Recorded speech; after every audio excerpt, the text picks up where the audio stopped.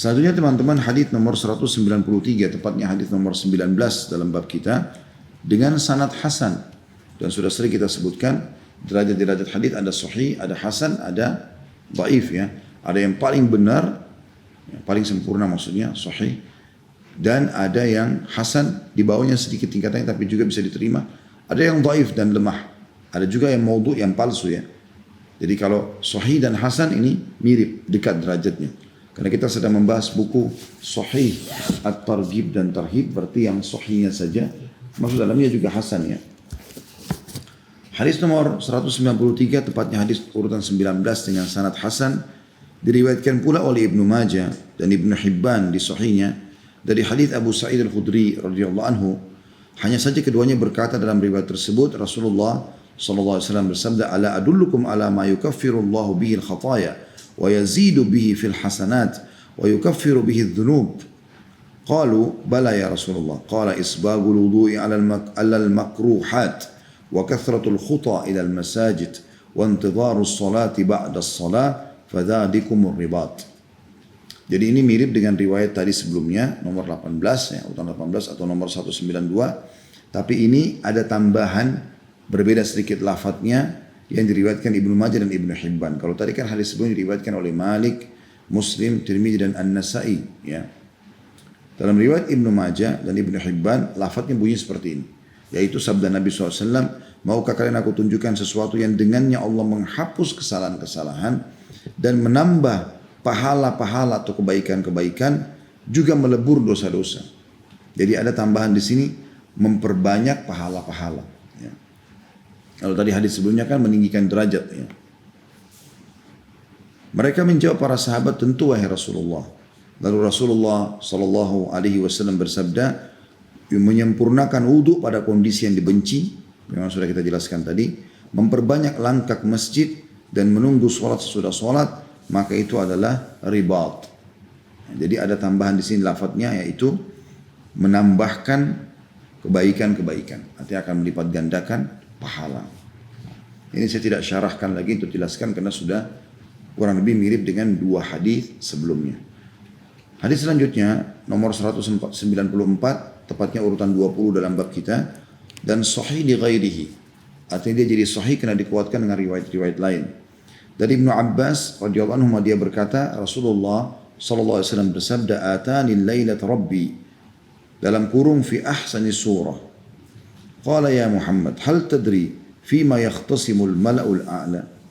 Qultu na'am, fil kaffarati wad darajat wa naqli al-aqdami lil jama'at wa isbaghi al-wudu'i fi as-sabarat wa intidhar as-salati ba'da as-salah wa man hafadha 'alayhinna 'asha bi khair wa mata bi khair wa kana min dhunubihi kayawmi waladathu ummuh.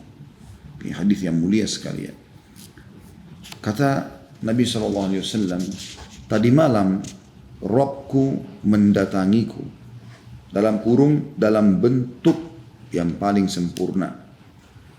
Lalu dia berfirman, Allah SWT berfirman, "Ya Muhammad, wahai Muhammad, tahukah kamu dalam urusan apa para malaikat di langit sedang berbincang-bincang, berselisih, ya, menyebutkan sebagai sebuah hot news, berita yang penting untuk diketahui?" Aku menjawab, "Iya, dalam urusan hal-hal pelebur dosa dan derajat-derajat." Artinya orang sudah buat dosa, dibersihkan dosanya dan juga meninggikan derajat-derajat. Mengayunkan langkah kepada sholat jamaah, menyempurnakan wudhu dalam keadaan dingin, menunggu sholat sesudah sholat. Barang siapa yang menjaganya, maka dia pasti hidup dengan kebaikan, mati dengan kebaikan, dan dia bersih dari dosa-dosanya seperti hari ia dilahirkan oleh ibunya. Diriwayatkan oleh Tirmidzi dalam hadis yang akan hadir selengkapnya insyaallah dalam bab sholat jamaah, kata beliau, dan juga dengan sanad hasan, dengan sanad hasan. Hadis ini teman-teman sama, karena kita memang sedang bahas dengan bab wudu, berdekatan maknanya satu sama yang lain ya, berdekatan maknanya satu sama yang lain. Jadi yang perlu kita tambahkan informasinya adalah potongan pertama, tadi malam Rabbku mendatangiku. Ya. Maknanya adalah Nabi alaihi salatu wassalam memastikan kalau dia mendapatkan informasi langsung dari Tuhannya. Dan ini tentu terjadi kepada para nabi-nabi ya. Sebagaimana Allah berfirman tentang Musa alaihissalam, a'udzubillahi minasyaitonir wa kallamallahu Musa taklima. Dan Allah benar-benar mengajak bicara Musa ya secara langsung. Jadi ini makna tadi malam Rabbku mendatangiku ya, lalu bertanya atau berfirman, ya Muhammad, tahukah kamu dalam urusan apa para malaikat di langit sedang berbicara ya atau berselisih pendapat. Maka maknanya adalah Allah subhanahu wa ta'ala mengizinkan Nabi SAW untuk komunikasi secara langsung. Dan juga makna di sini mendatangi bisa kata sebagian ulama hadis semakna dengan hadis sesungguhnya kalau tertinggal sepertiga malam Allah turun ke langit bumi. Dalam riwayat lain turun ya sampai ke daratan ya bumi. Artinya betul-betul Allah Subhanahu wa taala sedang mendatangi kita ya gitu. Lalu Allah bertanya kepada para malaikat, adakah hamba-hambaku yang bertaubat maka aku maafkan? Adakah yang memohon maka aku penuhi hajatnya? Dan adakah yang minta tolong maka aku tolong dia? Jadi ini makna daripada potongan pertama hadis. Kemudian potongan kedua yang kita bisa ambil pelajaran adalah firman Allah Subhanahu wa taala, ya Muhammad, tahukah kamu dalam urusan apa para malaikat di langit sedang berbincang-bincang? Artinya Allah Subhanahu wa taala ingin menyampaikan kepada Nabi sallallahu alaihi wasallam ada sesuatu yang aku sudah putuskan dan ternyata menjadi sebuah berita yang sangat luar biasa dibicarakan oleh para malaikat di langit. Dan ini tentu menunjukkan banyak sekali pelajaran, di antaranya malaikat memang tempat mereka di langit. Dan ini keyakinan orang mukmin. Ya. Rukun iman kita yang kedua setelah iman kepada Allah adalah iman kepada malaikat, dan mereka jumlahnya banyak sekali. Serta Nabi SAW menyebutkan dalam hadis tentang Isra dan Mi'raj, pada saat saya sedang dimi'rajkan ke langit, saya tidak temukan tempat 4 jari manusia, ya, kecuali ada malaikat yang sedang sujud atau ruku, penuh dengan malaikat. Dalam riwayat lain kata Nabi SAW, langit itu mengeluarkan suara seperti suara tindih kalau benda sedang ditindih dengan benda berat, ya. Dan pantas dia mengeluarkan suara seperti itu karena tidak ada tempat ukuran 4 jari di langit kecuali ada malaikat yang sedang sujud ataupun ruku. Jadi mereka sangat banyak jumlahnya. Kita saja manusia didampingi oleh 3 malaikat, penulis amal baik, penulis amal buruk, dan juga malaikat hafazah atau penjaga. Ya. Kalau manusia sekarang jumlahnya sekitar 7,5 miliar populasinya, berarti malaikat 3 kali lipat dari itu. Ya. Yang jumlah menemani manusia saja, belum yang meniupkan ruh, belum yang mencabut ruh, belum yang menurunkan hujan, menggantikan musim, mengurus lautan, mengurus gunung-gunung. Ya, sebagaimana Nabi SAW pada saat ditolak dakwanya di kota Taif, maka Jibril datang lalu mengatakan, hai Muhammad, di sebelahku ada malaikat khusus untuk mengurus gunung-gunung. Kau tinggal perintahkan, maka dia akan hancurkan 2 kota ini, Taif dan juga Mekah. Ya, dan dakwamu akan tersebar. Tapi Nabi SAW memilih untuk tidak menghancurkan dan berharap dari keturunan mereka keluar orang-orang yang beriman. Jadi malaikat banyak sekali dan tempat mereka di langit. Kita pun akan bertemu dengan malaikat.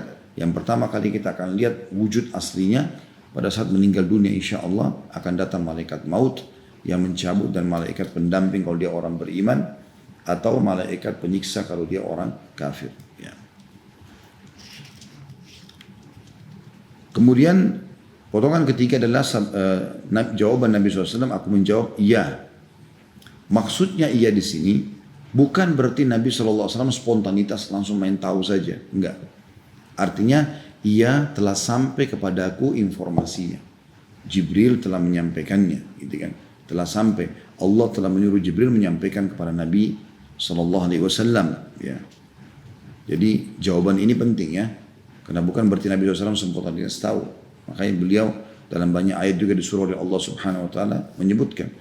A'udzubillahi minasyaitonir rajim, misalnya salah satunya Qul innama ana basyarum mithlukum yuha ilayya annama ilahukum ilahu wahid. Ya, al-ayat artinya ya, katakanlah hai Muhammad, aku adalah manusia biasa seperti kalian, tapi diwahyukan kepadaku bahwasanya tidak ada Tuhan yang berhak disembah kecuali Tuhan kalian Allah, gitu kan. Dan di sini memang Nabi SAW tidak tahu. Ya, beliau basyar, beliau manusia biasa. Tapi jawaban beliau iya, saya tahu waktu Allah tanya Maksudnya ia telah sampai kepadaku informasi wahyu. Lalu Nabi SAW menyebutkanlah apa yang Allah ingin ya, dia sebutkan. Maka mulai disebutkan, yaitu para malaikat sedang membicarakan tentang masalah urusan hal-hal pelebur dosa yang membersihkan dosa-dosa. Jadi dosanya banyak pun dibersihkan. Dan mengangkat derajat-derajat tinggi di dunia dan juga di akhirat. Allah angkat derajatnya di dunia, namanya jadi harum, di akhirat pun Allah tinggikan derajatnya di surga. Ya, semoga kita insya Allah termasuk itu. Yaitu mulailah disebutkan yang pertama mengayunkan langkah ke sholat jamaah. Ini sudah kita jelaskan tadi ya. Di sini di masjid maksudnya. Terus menyempurnakan wudhu dalam keadaan dingin ya. Atau tadi dalam keadaan susah. Sebenarnya sih kalau terjemahannya lebih tepatnya bukan dingin ya. Makruhat itu adalah lebih tepatnya ya, sesuatu yang dibenci. Sebagaimana tadi terjemahan-terjemahan sebelumnya ya. Kemudian menunggu sholat setelah sholat. Ya. Ini juga sudah kita jelaskan tadi. Lalu kata Nabi SAW, barang siapa yang menjaganya, maka dia hidup dalam keadaan baik. Dia juga akan mati dalam keadaan baik. Dan dia bersih dari dosa-dosanya seperti hari dia dilahirkan oleh ibunya. Jadi saya membagi hadits ini, potongan pertama adalah sabda Nabi SAW tadi malam, Rabbku datang kepadaku, sudah kita jelaskan tadi. Potongan kedua adalah Allah Subhanahu Wa Taala menyebutkan, hai Muhammad, tahukah kamu apa yang ya, para malaikat sedang perbincangkan. Jadi menjelaskan tentang masalah alam malaikat. Kemudian yang ketiga adalah jawaban Nabi SAW yang mengatakan iya, bukan berarti karena beliau sudah tahu spontanitas, tapi karena ada wahyu. Kemudian yang keempat, penyebutan tentang masalah apa yang sedang dibicarakan oleh para malaikat, yaitu hal-hal pelebur dosa dan derajat-derajat. Kemudian masuklah kerinciannya, yaitu mengayunkan langkah menuju ke masjid, sholat berjamaah di masjid, menyempurnakan wudhu dan dalam keadaan susah atau lagi waktu-waktu yang dibenci, menunggu sholat sesudah sholat. Gitu kan. Ini potongan yang keempat. Potongan yang kelima ini yang tambahan daripada hadis sebelumnya, yaitu barang siapa yang menjaganya. Perhatikan sabda Nabi SAW, menjaganya. Artinya menjadi sebuah pola hidupnya, rutinitasnya. Yaitu mereka selalu melangkah menuju ke masjid sholat berjamaah. Mereka selalu menyempurnakan uduk. Setelah batal uduk lagi, batal uduk lagi. Dan mereka selalu menunggu sholat dengan sholat setelahnya. Maka janji Nabi SAW yaitu dia akan hidup dalam kebaikan. Nah, ini pesan barunya, tambahan daripada hadis sebelumnya. Ini bagian kelima yang kita bisa ambil pelajaran dari hadis ya. Yaitu dia akan hidup dengan kebaikan. Maksudnya atau dalam keadaan baik ya. Dia akan sehat, dia akan diberikan rezeki, dipenuhi kebutuhannya, akan dimaafkan kesalahannya, seperti itulah. Ya. Jadi dengan menjaga tiga hal ini, dipastikan dia akan dalam kebaikan. Juga pada saat dia mati, pasti dalam keadaan baik. Husnul khatimah. Karena tidak pernah batal uduknya, tidak pernah tidak beruduk, setiap batal uduk, gitu kan. Tidak pernah juga berhenti mengejar terus, azan sudah ke masjid, langkahnya luar biasa menuju ke masjid dan juga selalu menunggu antara sholat dengan sholat. Dan yang luar biasa adalah, ini sudah disebutkan hadis sebelumnya, dia bersih dari dosa-dosanya seperti hari dia dilahirkan oleh ibunya. Dua hadis yang terakhir teman-teman sekalian dalam bab kita ini adalah nomor 195, tepatnya hadis urutan nomor 21 dengan sanad sahih dari Utsman bin Affan radhiyallahu anhu dari Nabi SAW. Beliau bersabda, man atammal wudu'a kama amarahu Allah fas-salawatul maktubatu kaffaratun lima bainahun. Barang siapa yang menyempurnakan wudu seperti yang Allah perintahkan, maka salat fardu yang 5 adalah penghapus dosa-dosa yang ada di antaranya. Ini tentu lafadznya sudah sangat masyhur hadis ini ya. Artinya kita ambil pelajarannya, Nabi SAW menitik beratkan, kalau kau mau sholat, sempurnakan wudhu. Sempurna artinya pelan-pelan. Ya, pastikan semua di selat-selat air di antara jari-jari dan ingat batas minimalnya. Sudah kita sebutkan masalah itu. Kalau batas minimal pergelangan, maka usahakan lebih sedikit. Batas minimal siku, lebihkan sedikit.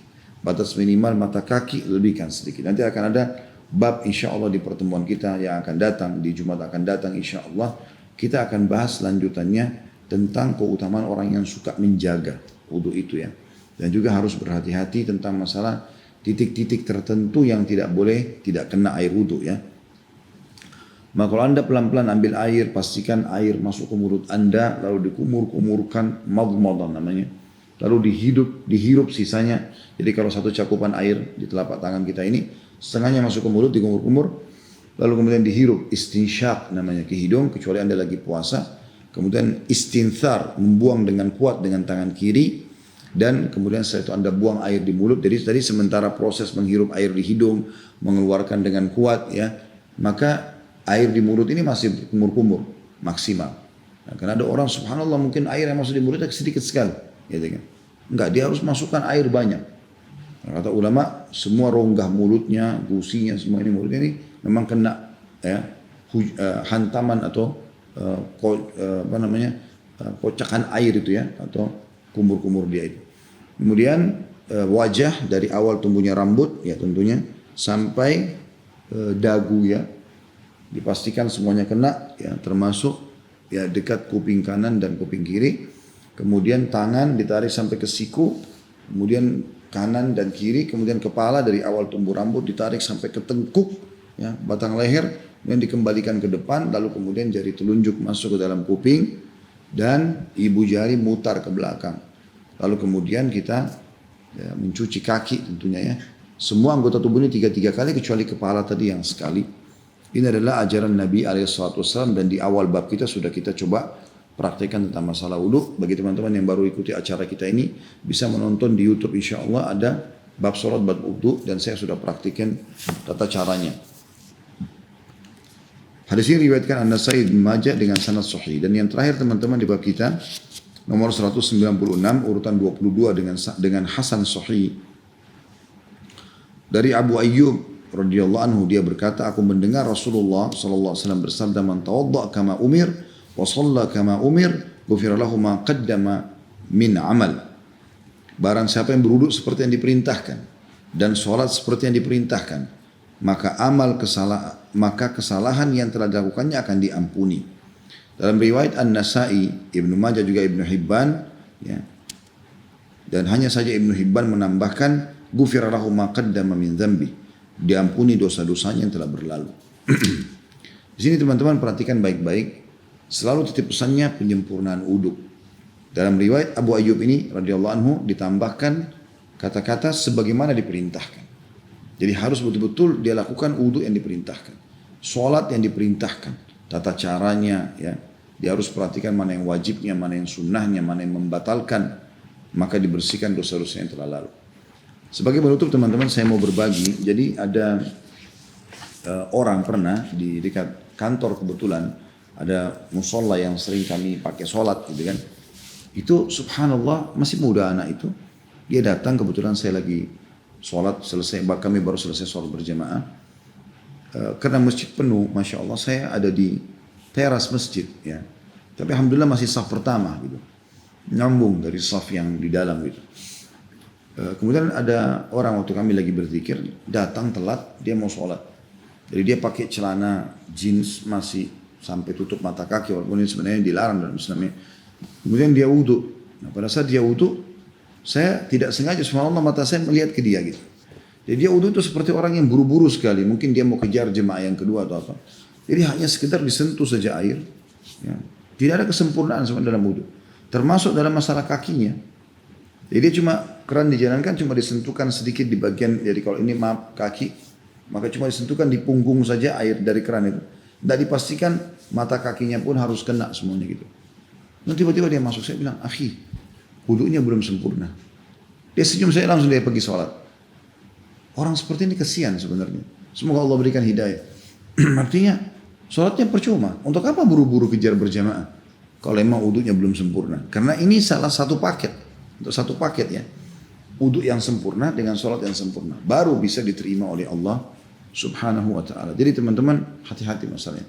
Makanya, kalau kita juga ambil pelajaran dari semua hadits yang kita pelajari tadi, semoga Allah berkahi, yaitu teman-teman sekalian, usahakan selalu wudu untuk dalam keadaan wudu.